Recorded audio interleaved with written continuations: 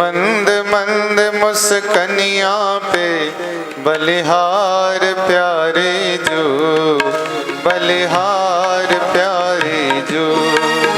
तेरी मंद मंद मुस्कनिया पे, तेरी मंद मंद मुस्कनिया पे बलिहार प्यारे जो, बलिहार प्यारे जो, बलिहार प्यारे जो, बलिहार प्यारे जो।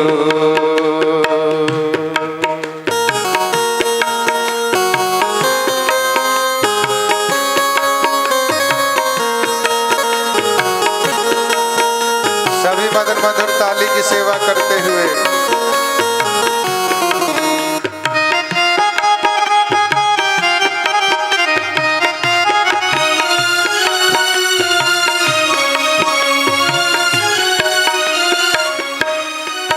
तेरे नैन अजब मतवारे मटके ये कारे कारे। तेरे नैन अजब मतवारे मटके ये कारे कारे। तेरे नैन अजब मतवारे मटके ये कारे कारे। तेरे नैन अजब मतवारे मटके ये कारे कारे। तेरी तिरछी सी, तेरी तिरछी सी चितवनिया पे बलिहार प्यारे जो, बलिहार प्यारे जो, बलिहार प्यारे जो, बलिहार प्यारे जो।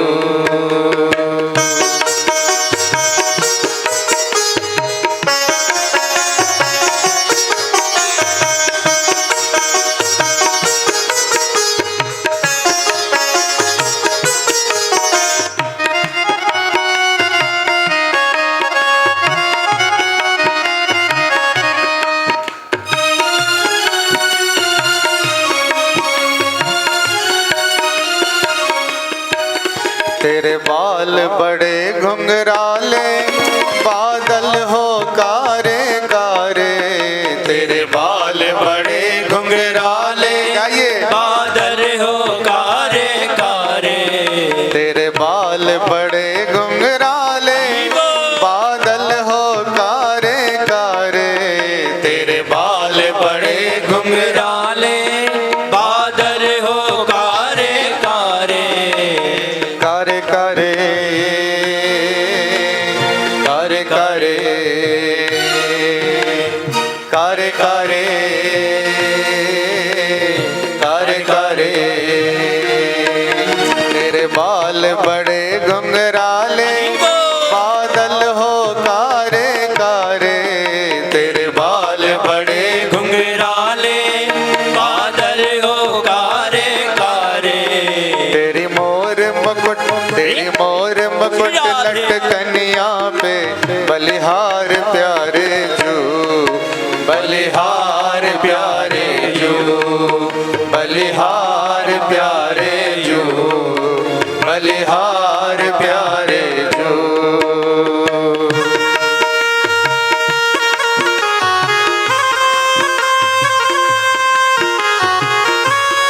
राधे राधे।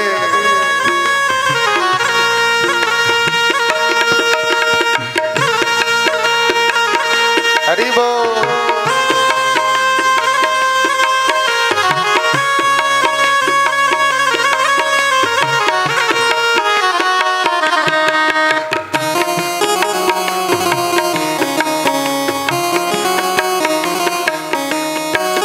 तेरी चाल अजब मतवारी लगती है प्यारी प्यारी। तेरी चाल अजब मतवारी लगती है प्यारी प्यारी। तेरी चाल अजब मतवारी लगती है प्यारी प्यारी। तेरी चाल अजब मतवारी लगती है प्यारी प्यारी। तेरी पायल की, तेरी पायल की पैजनिया पे बलिहार प्यारे जो, बलिहार प्यारे जो, बलिहार प्यारे जो,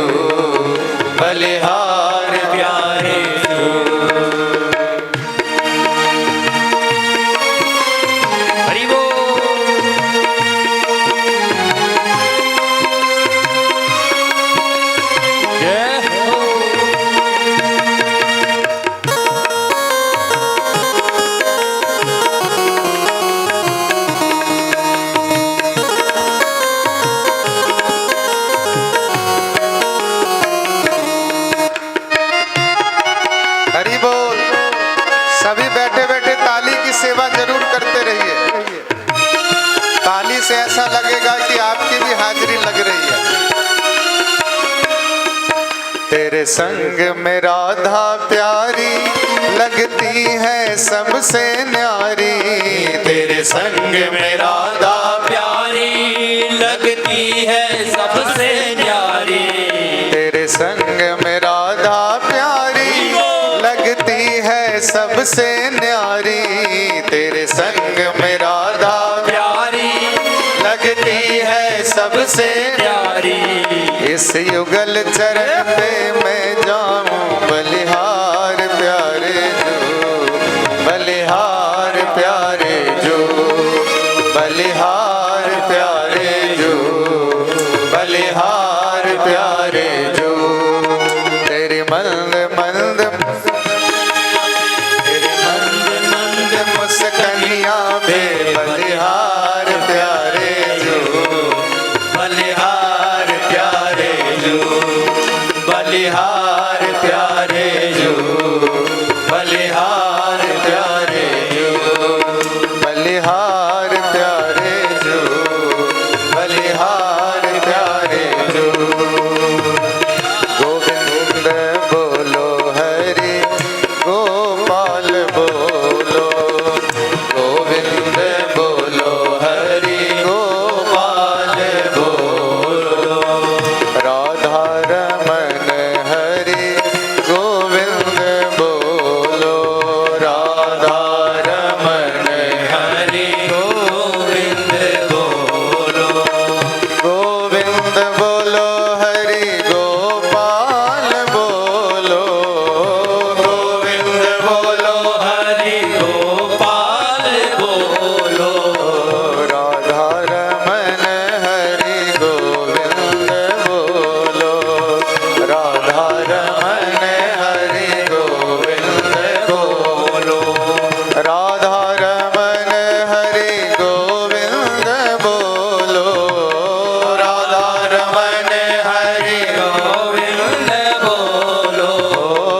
राधा रमन हरि गोविंद बोलो, राधा रमन हरि गोविंद बोलो।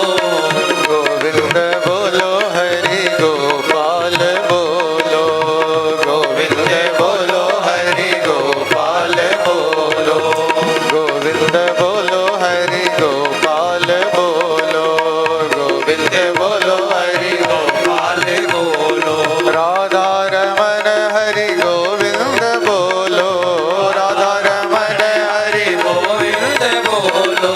राधा रमन हरि गोविंद बोलो, राधा रमन हरि गोविंद बोलो। गोविंद बोलो हरि गोपाल बोलो, गोविंद बोलो हरि गोपाल बोलो, राधा रमन हरि गोविंद बोलो, राधा रमन हरि गोविंद बोलो। रे राधा रमन हरि गोविंद बोलो, राधा रमन हरि गोविंद बोलो। राधा रमन हरि गोविंद बोलो, राधा रमन हरि गोविंद बोलो। गोविंद बोलो हरि गोपाल बोलो, गोविंद बोलो हरि गोपाल बोलो, गोविंद बोलो हरि गोपाल बोलो, गोविंद बोलो हरि गोपाल बोलो। बोले भक्तवत्सल भगवान की जय। श्रीमद् भागवत महापुराण की जय। सच्चिदानंद रूपाय विश्वोत्पत्त्यादिहेतवे तापत्रय विनाशाय श्रीकृष्णाय वयं नुमः। यं प्रव्रजन्तमनुपेतमपेतकृत्यं द्वैपायनो विरहकातर आजुहाव। पुत्रेति तन्मयतया तर्वोऽभिनेदुः तं सर्वभूतहृदयं मुनिमानतोऽस्मि। नारायणं नमस्कृत्य नरं चैव नरोत्तमं देवीं सरस्वतीं व्यासं ततो जयमुदीरये। बोलिए श्रीमद्भागवत महापुराण की जय। श्री सुखदेव जी महाराज की जय। महापुराण की दिव्य कथा हम और आप श्रवण कर रहे हैं। भगवान की कथा सभी प्रकार से हमारे जीवन के लिए मंगलकारी है। कथा का मतलब ही होता है के रसे स्थितम करोति यासा कथा। जो हमें रस में स्थापित कर दे वो क्या है? कथा है। और रस क्या है? रसो वैसह, रस ब्रह्म है, परमात्मा है। जो हमें परमात्मा के चरणों में ला करके स्थापित कर दे वही भगवान की कथा है। कल संध्या वेला में हम सभी वामन भगवान उत्सव बड़े उत्साह और धूमधाम के साथ मनाए। वामन भगवान भिक्षा मांगने के लिए राजा बलि की यज्ञशाला में गए। राजा बलि कौन है? सुखदेव जी कहते हैं परीक्षित, राजा बलि के जो पिता है उनका नाम है विरोचन, और विरोचन के ही जो पिता है उनका नाम है प्रहलाद। प्रहलाद जी के जो पिता है वो हिरण्यकश्यप है। आप सभी जैसे कथा जानते हैं,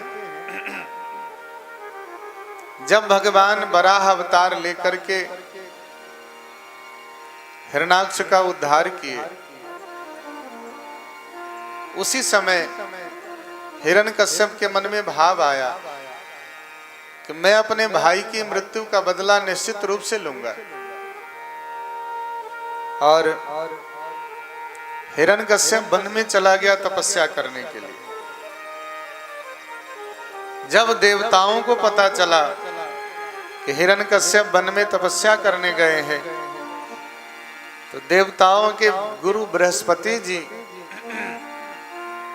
वन में आ गए तोते का रूप बना करके। और जहां हिरण्यकश्यप तपस्या कर रहे थे वहीं पर नारायण नारायण नारायण उच्चारण करने लगे। अब बार बार हिरण्यकश्यप इस तोते को उड़ा देता, फिर भी ये तोता आकर बैठ जाता, नारायण नारायण नारायण करने लगता।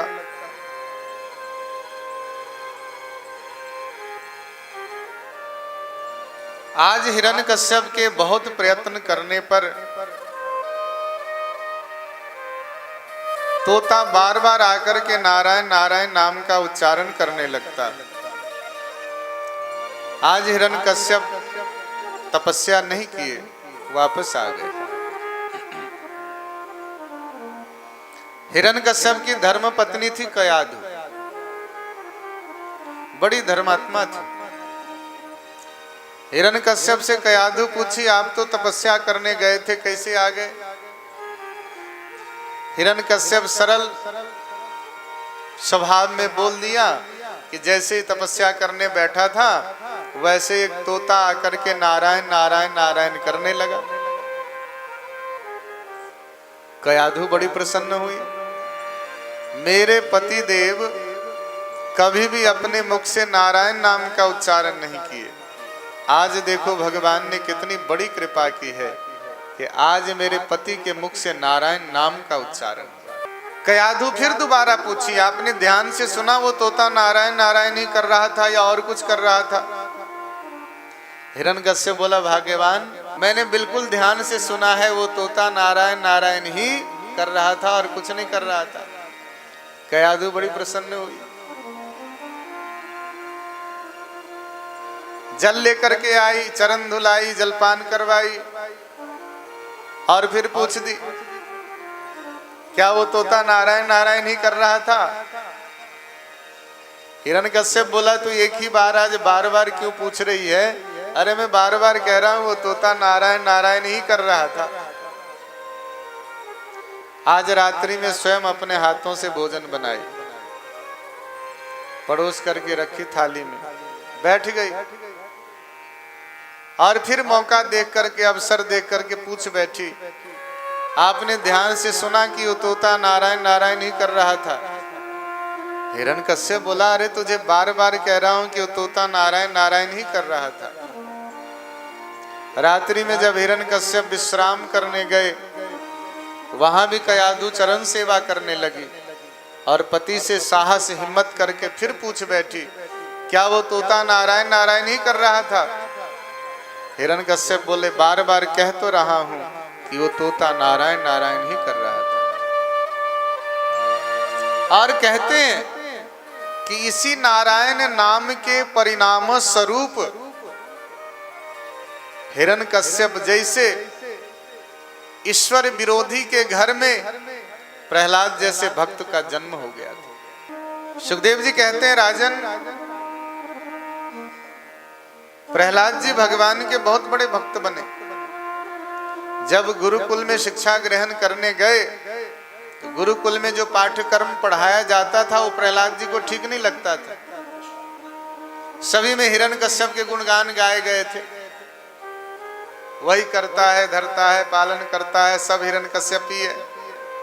लेकिन प्रहलाद जी मनी मन विचारे ये गलत है, सबके पालन करता तो ईश्वर है, परमात्मा है, नारायण है, सबका भरण पोषण वही करते हैं। प्रहलाद जी एक दिन गुरुकुल से अपने घर को आए, हिरण्यकश्यप गोद में उठाकर प्रहलाद जी से पूछ बैठे, पुत्र गुरुकुल में क्या शिक्षा ग्रहण करते हो? प्रहलाद जी बोले गुरुकुल में तो मैं यही शिक्षा ग्रहण करता हूं कि सबके पालनहार, सबके रक्षा करने वाले, सब पर दया दृष्टि रखने वाले एक ईश्वर है, परमात्मा है, नारायण है, वही सबकी रक्षा करते हैं, पालन करते हैं। हिरण्यकश्यप को अच्छा नहीं लगा। हिरण्यकश्यप गुरुपुत्रों को बुलाए, आप मेरे पुत्र को क्या पढ़ा रहे हैं? जो पाठ्यक्रम में लिखा गया है वही पढ़ाइए। गुरुपुत्रों ने कहा महाराज हम पढ़ाते नहीं है इनको, ये तो हमको पढ़ाने के लिए आए हैं, हम पढ़ाते कुछ हैं और ये हमको कुछ और पढ़ा देते हैं। हिरण्यकश्यप प्रहलाद जी को नीचे रखकर गुरुपुत्रों को सौंप दिए, जाइए ठीक से पढ़ाइए इसको। अब गुरुपुत्र क्या पढ़ाते, प्रहलाद जी तो हमेशा परमात्मा के चिंतन में रहते। एक बार फिर से जब घर आए तो इस बार हिरण्यकश्यप बड़े प्रेम से गोद में उठाए प्रहलाद जी को और प्रहलाद जी से बड़े प्रेम से बोले, पुत्र क्या शिक्षा ग्रहण करके आए गुरुकुल में? प्रहलाद जी बड़े प्रेम से बोले कि महाराज ईश्वर की भक्ति, परमात्मा की भक्ति 9 प्रकार से करनी चाहिए। श्रवणम कीर्तनम विष्णु स्मरणम पाद सेवनम अर्चनम वंदनम दास्यम सख्यम आत्मनिवेदनम। भगवान की भक्ति 9 प्रकार से करनी चाहिए।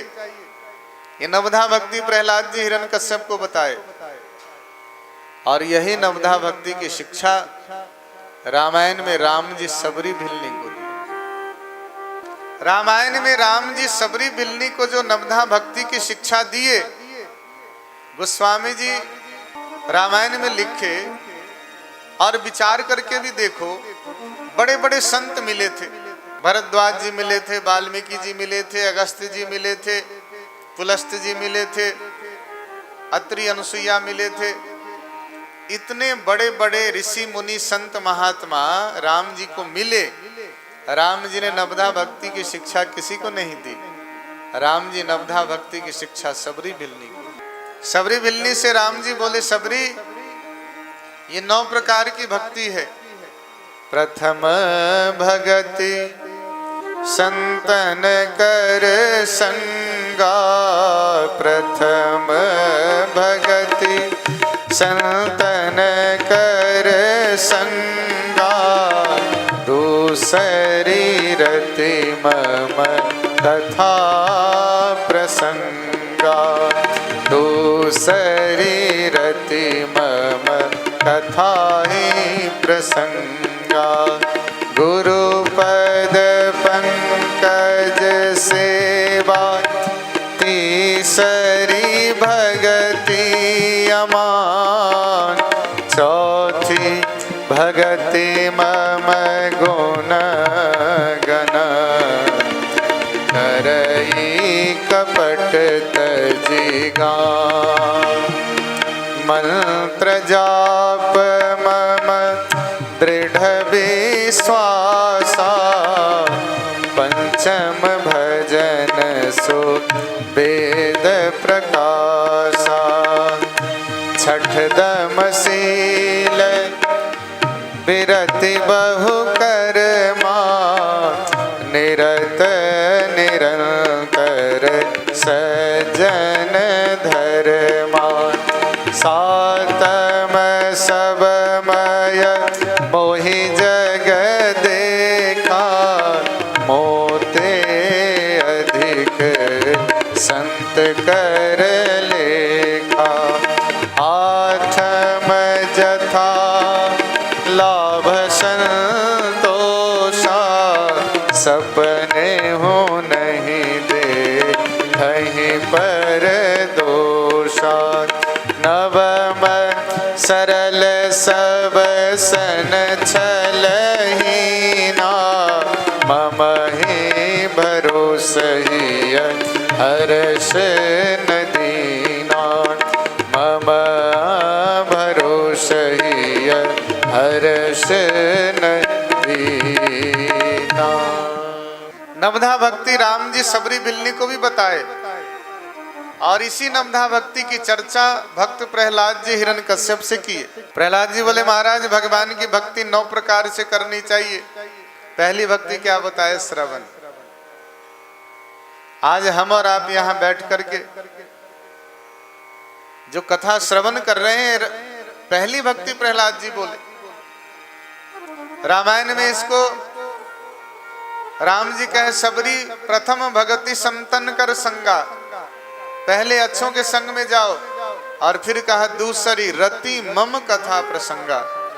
मेरी कथा से रति होनी चाहिए, प्रेम नहीं बोले। प्रेम और रति में अंतर है। भागवत में जब विष्णु पितामह कृष्ण भगवान की स्तुति किए तो क्या बोले? रति रस्तु में न बद्या। हे प्रभु आपके चरणों में मेरी अनवद्या रति हो जाए। भरत जी जब राम जी से मिलने के लिए गए, यमुना जी की सुंदर निर्मल धारा को देख करके क्या बोले? हे यमुना महारानी, अर्थ न धर्म न काम रुचि, गति न चहु निर्वाण, जन्म जन्म रति राम पद, यह वरदान। हे माता, यही वरदान देना कि जन्म जन्म रामचंद्र के, भगवान श्री रामचंद्र जी के चरणों में मेरी रति हो जाए। रति रस्तु में न बद्या, चरणों में रति होनी चाहिए। भगवान के बिना, भगवान की भक्ति के बिना एक पल भी न रहे, उसको रति कहते हैं। रति कहते हैं जब दो मिलकर के एक हो जाता है। रति कहते हैं रासलीला को, जहाँ भक्त और भगवान में कोई भेद नहीं होता है, यही तो रति है। सुखदेव जी कहते हैं परीक्षित, प्रहलाद जी ने बड़ी सुंदर शिक्षा दी हिरण्यकश्यप को। श्रवणम कीर्तनम स्मरणम पाद सेवनम अर्चनम बंदनम दास्यम सख्यम आत्मनिवेदनम। सुखदेव जी कहते हैं परीक्षित, इन 9 प्रकार की भक्ति में से जो एक प्रकार की भी भक्ति कर लेता है, सबकी रुचि अलग अलग होती है। किसी को कथा सुनना बहुत अच्छा लगता है, किसी को कीर्तन करना बहुत अच्छा लगता है, किसी को स्मरण करना बहुत अच्छा लगता है। रामायण में गोस्वामी जी लिखे सबसे सरल क्या है ईश्वर प्राप्ति के मार्ग? कलयुग केवल नाम आधारा, सुमरि सुमरि नर उतरहि पारा। श्रवणम, बड़े प्रेम से हम और आप बैठे हैं, भगवान की सुंदर कथा को श्रवण कर रहे हैं। प्रहलाद जी की बात तो बहुत अच्छी थी, लेकिन हिरण्यकश्यप को अच्छी नहीं लगी। हिरण्यकश्यप गोद से नीचे पटक दिए, ये तो मेरा शत्रु है। कभी कभी शत्रु भी पुत्र बन करके आ जाता है पिछले जन्म का। और हिरण्यकश्यप क्या किए? प्रहलाद जी को बंदी बना दिए, कैद कर दिए। आज लक्ष्मी जी विष्णु भगवान के सामने भोजन लेकर के आई। भगवान बोले लक्ष्मी भाग्यवान, ऐसा करो भोजन तो मैं कर लूंगा, लेकिन मेरा एक भक्त छोटा सा भूखा प्यासा बैठा है। लक्ष्मी जी थाली लेकर के प्रहलाद जी के पास आई।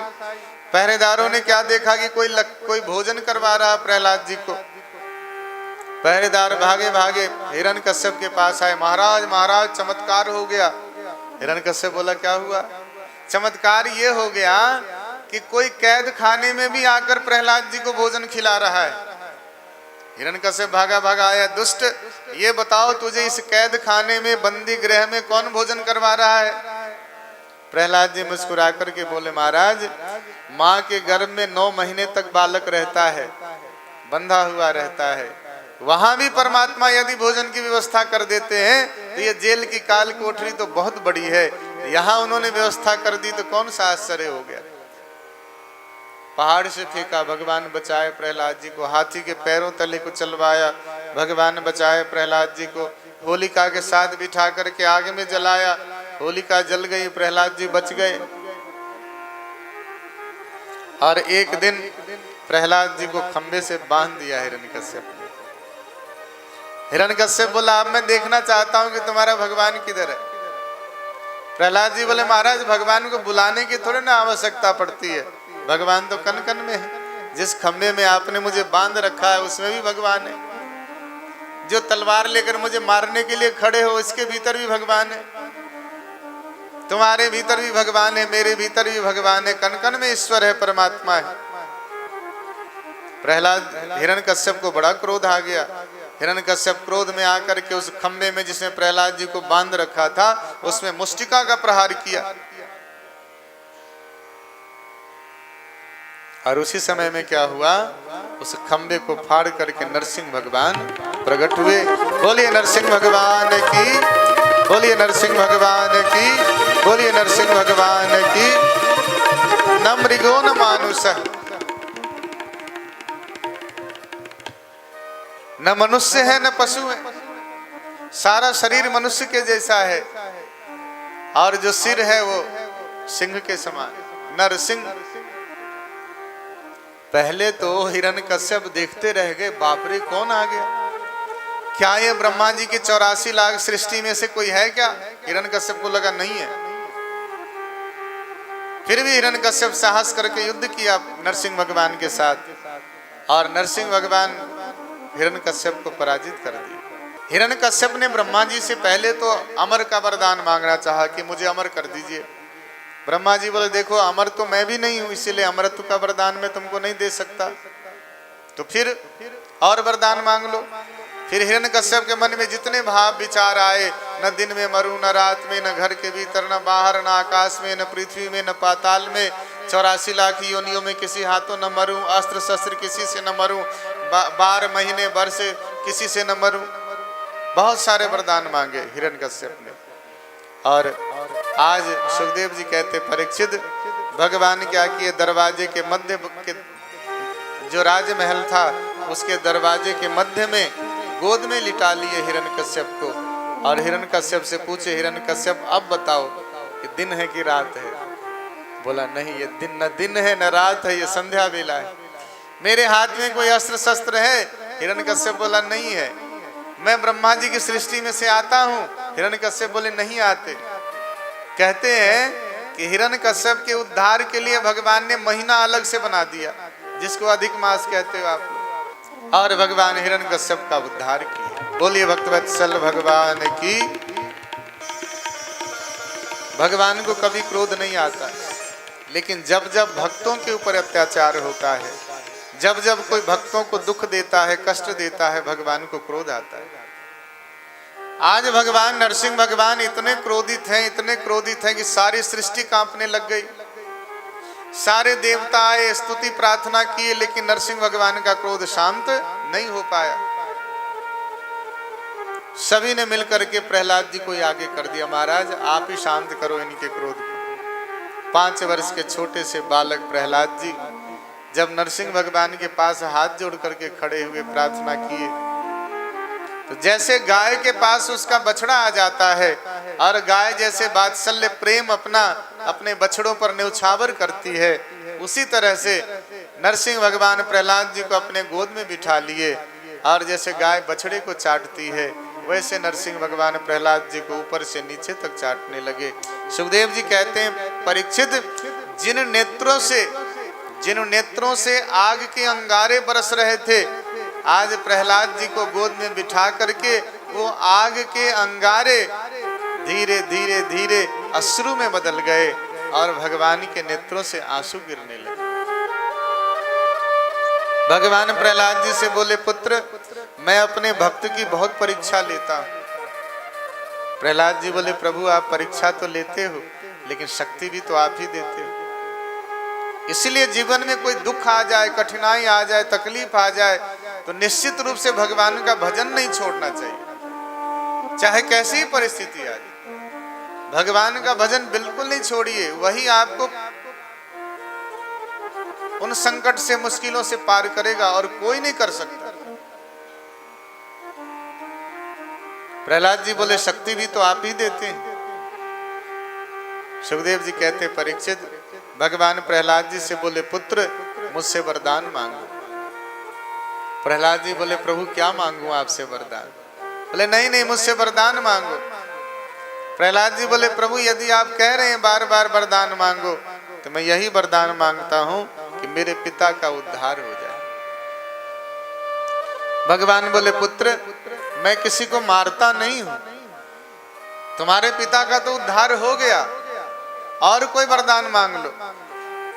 बार बार भगवान के कहने पर प्रहलाद जी क्या मांगे? प्रभु यदि आप बार बार कहते हैं मुझे वरदान मांगो वरदान मांगो, तो मैं आपसे यही वरदान मांगता हूं कि मैं कभी आपसे कुछ न मांगू।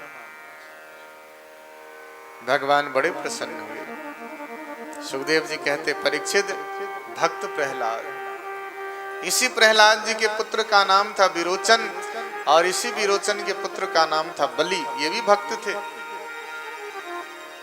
आज शुक्राचार्य जी राजा बलि से यज्ञ करवा रहे थे।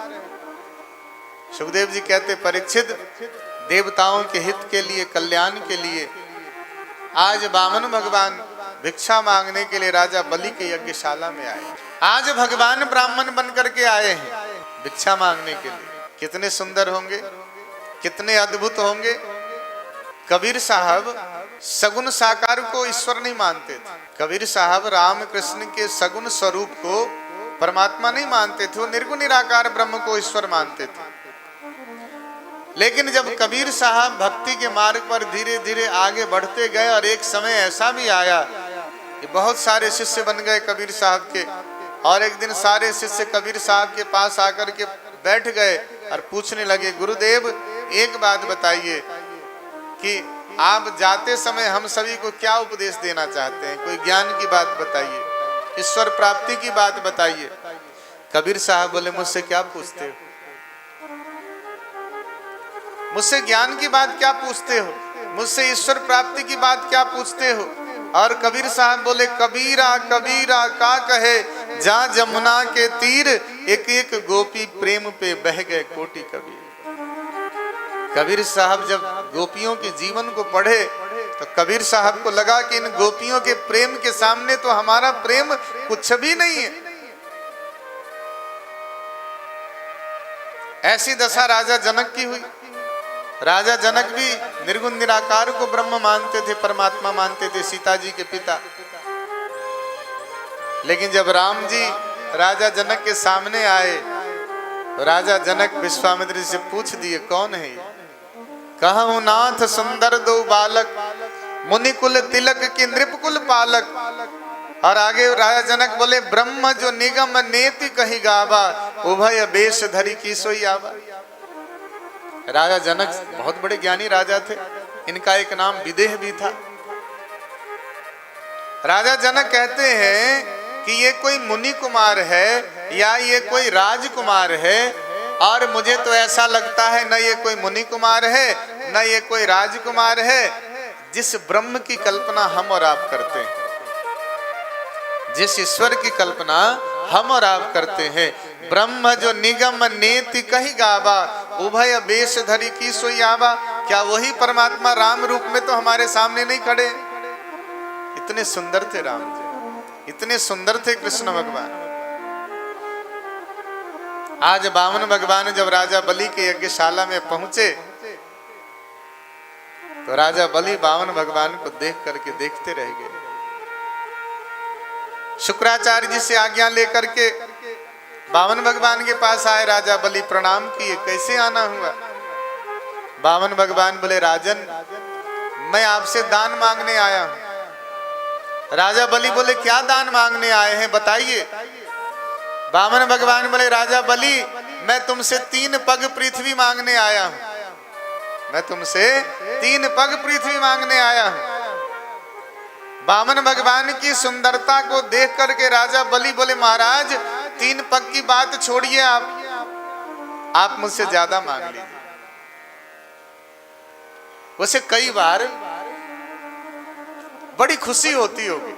वैसे मैं साधारण सी बात कर रहा हूं, जैसे कोई आपके यहाँ आए और बोले, भाई साहब बहन जी ऐसा है कि कोई धार्मिक आयोजन हो रहा है, कोई कथा सत्संग कीर्तन हो रहा है, तो आप थोड़ा सा रसीद कटवा दीजिए। तो आपने भी भाव में कह दिया, चलो काट दो। कितने का काटोगे? तो व्यक्ति तो समझ लेता, भाई इतना बड़ा आदमी है, ऐसा ये है, इसका इतना काट दिया जाए। बोले चलो 500 का रसीद काट देते हैं आपका। और आप बोलो, अरे 500 का क्या काटना, 5000 का काटो। फिर क्या होगा? उसका मन कितना गदगद हो जाएगा, क्या बात है, मजा आ गया। वो महीना 2 महीना तो आपका एग्जाम्पल देता रहेगा, महीना 2 महीना 6 महीना तो उदाहरण देगा आपका। और दूसरा उदाहरण भी देगा। नहीं दोगे ना, कहा अरे नाम का सेठ बनता है, दिल तो है ही नहीं। बोलो प्रेम से राधे राधे। एक बार और बोलिए राधे राधे। एक बार और बोलिए राधे राधे। आज बामन भगवान कह रहे मुझे 3 पग पृथ्वी चाहिए। राजा बलि कह रहे नहीं, ज्यादा मांगिए। बामन भगवान बोले, नहीं नहीं मुझे 3 पग ही पृथ्वी चाहिए, ज्यादा नहीं चाहिए। राजा बलि बोले, अच्छा ऐसा करिए कि ये 3 पग पृथ्वी मेरे पैर से नाप कर दे देता हूं, मेरे पैर थोड़े बड़े से हैं, तो 3 पग में कोई आसन लगाने लायक स्थान तो मिलेगा आपको। तो बामन भगवान बोले, नहीं नहीं, वो 3 पग पृथ्वी मैंने अपने ही पैर से नाप कर लेना है। अब शुक्राचार्य जी सुन रहे थे। शुक्राचार्य जी राजा बलि के पास आए, इधर आओ। क्या है गुरुजी? मत देना। राजा बलि बोले, क्यों? अरे ये ऐसा लग रहा है कि ये विष्णु है, इतना सुंदर कोई ब्राह्मण हो सकता है क्या? तुम्हारा सब कुछ ले लेगा, कुछ भी नहीं छोड़ेगा।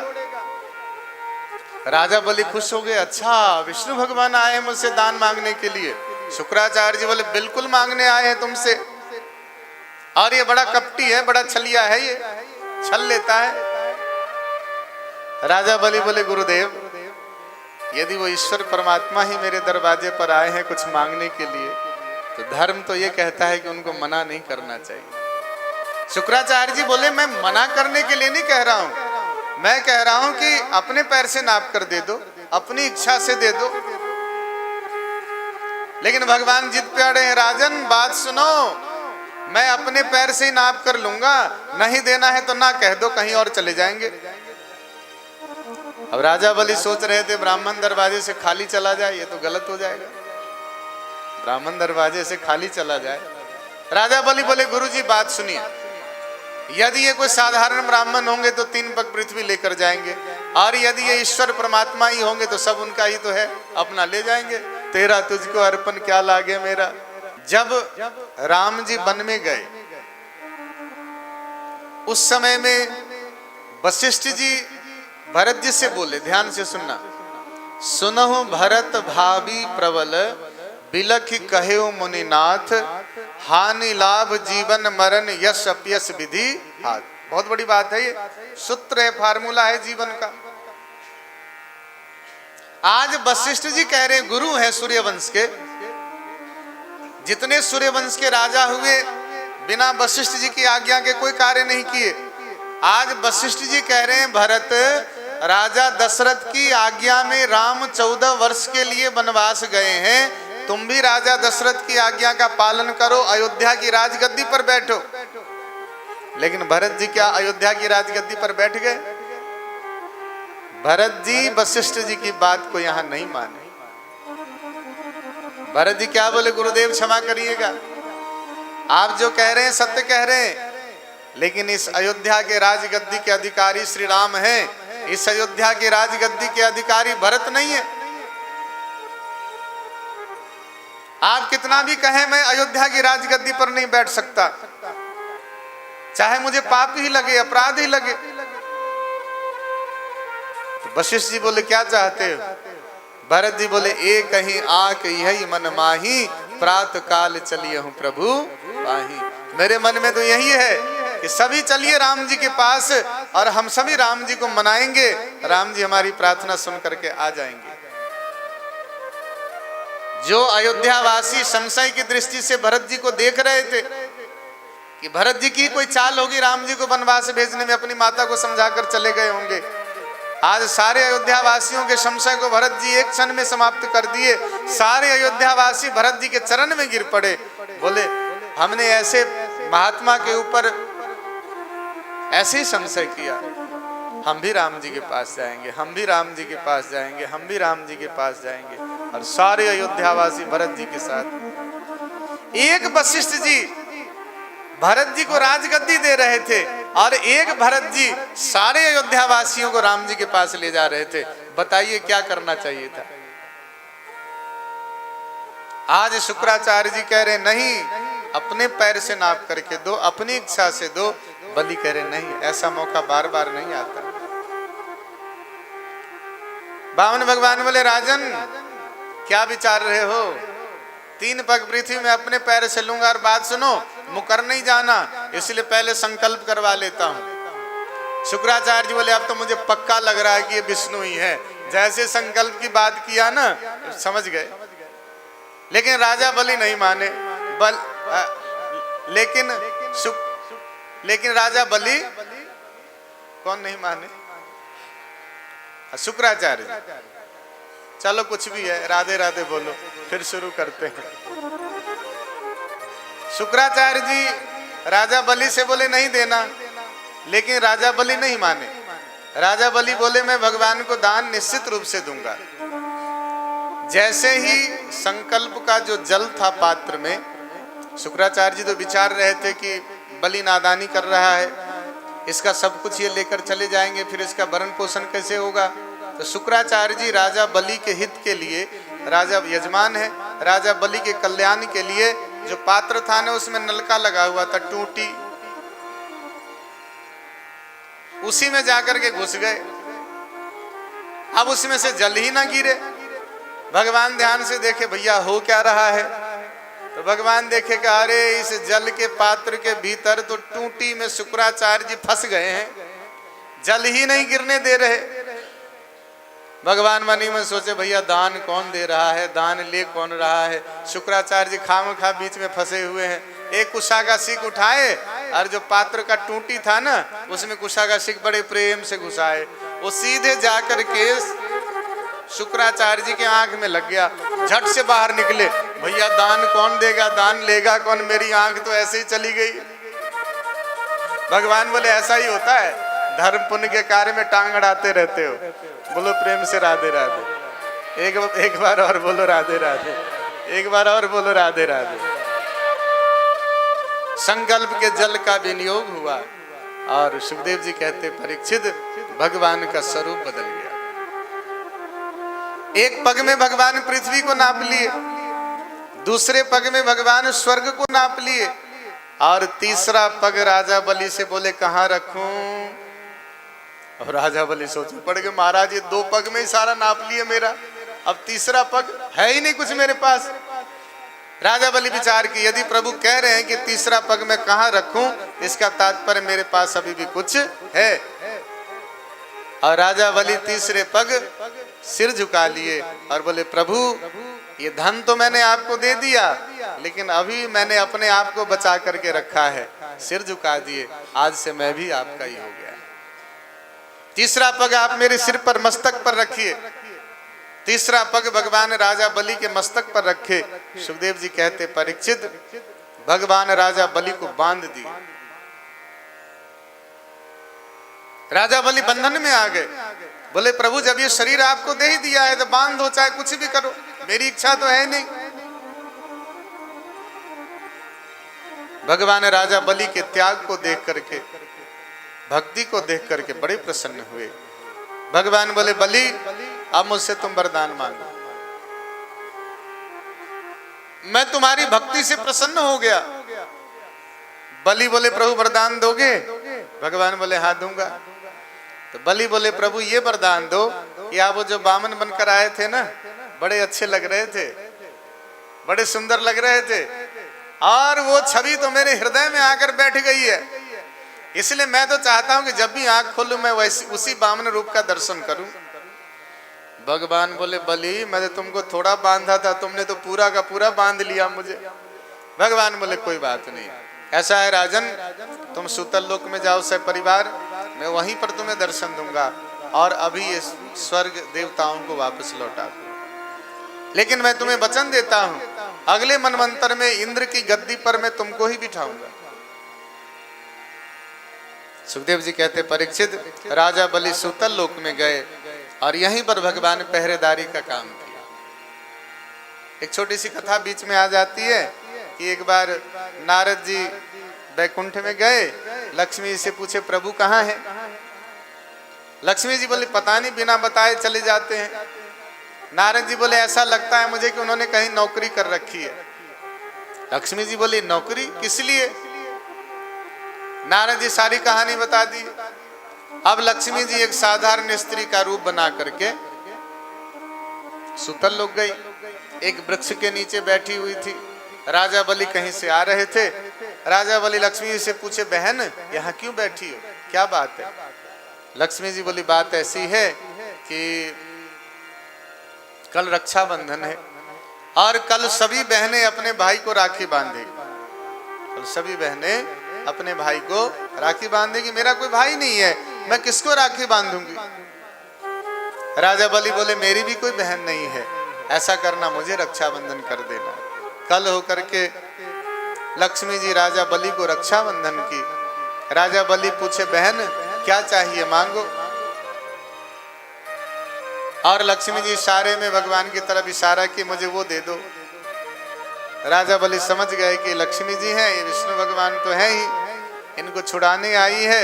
राजा बलि हाथ जोड़कर प्रार्थना किए प्रभु पहले तो हमारा और आपका एक संबंध था, अब तो दो दो संबंध हो गया, एक भक्त और भगवान का और दूसरा जीजा और साले का। बोलो प्रेम से राधे राधे, एक बार और बोलो राधे राधे, एक बार और बोलो राधे राधे। मेरा श्याम सजन घर आया, मुरादां वाली रात आ गई। मेरा श्याम सजन घर आया, मुरादां वाली रात आ गई। मुरादां वाली रात आ गई, मुरादां वाली रात आ गई। मुरादां वाली रात आ गई, गाइए गाइए। मुरादां वाली रात आ गई, मेरा श्याम सजन घर आया, मुरादां वाली रात आ गई। मेरा श्याम सजन घर आया, मुरादां वाली रात आ गई।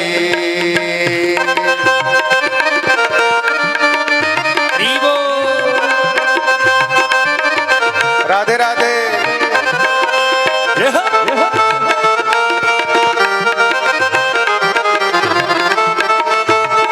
हरि बोल।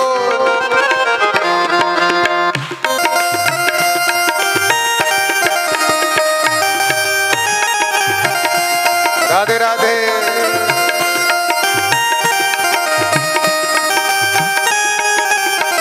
और कैसे आया?